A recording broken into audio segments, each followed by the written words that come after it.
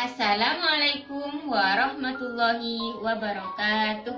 Hai teman-teman, jumpa lagi dengan saya Siti Uzri Faturjana. Pada kesempatan kali ini saya akan bercerita. Saya akan berdongeng tentang pangeran dan gadis desa. Dan sebelum itu, marilah kita bersama-sama menyanyikan lagu Dua Mata. 1, 2, 3.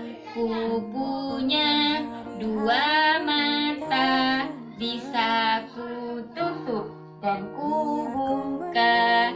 Bila ku tutup gelap gulita, bila ku buka terang semuanya. Jadi setelah kita bernyanyi, saya akan memperkenalkan tokoh-tokoh yang ada dalam dongeng yang saya buat. Yang pertama yaitu Snow White sebagai gadis desa, dan yang kedua yaitu Pangeran Ferdinand. Yang ketiga yaitu seekor kura-kura. Apakah sudah siap adik-adik semua mendengarkan dongeng saya? Jika sudah siap, saya akan mulai bercerita.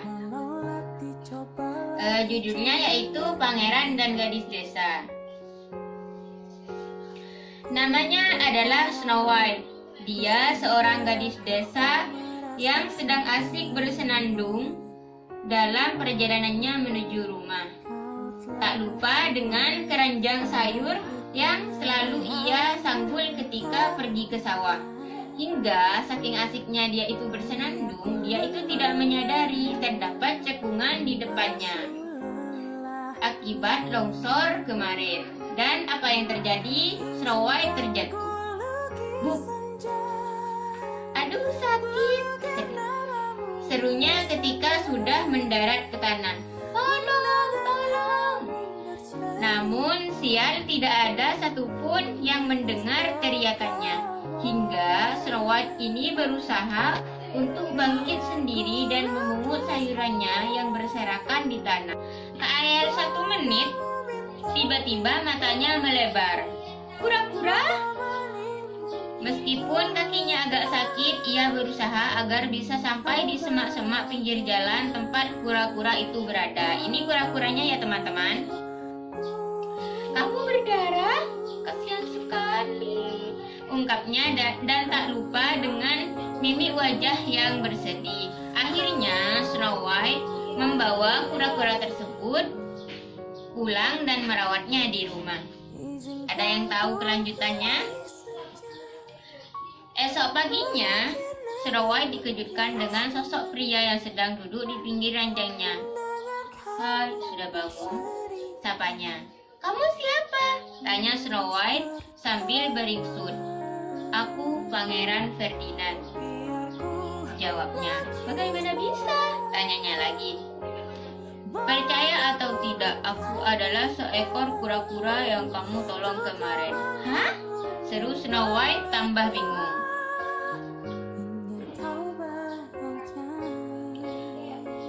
Akan aku ceritakan. Aku dikutuk oleh penyihir jahat menjadi seekor kura-kura. Beruntung aku bertemu denganmu yang menjadi syarat untuk melepaskan kutukanku oleh penyihir tersebut. Cerita Pangeran.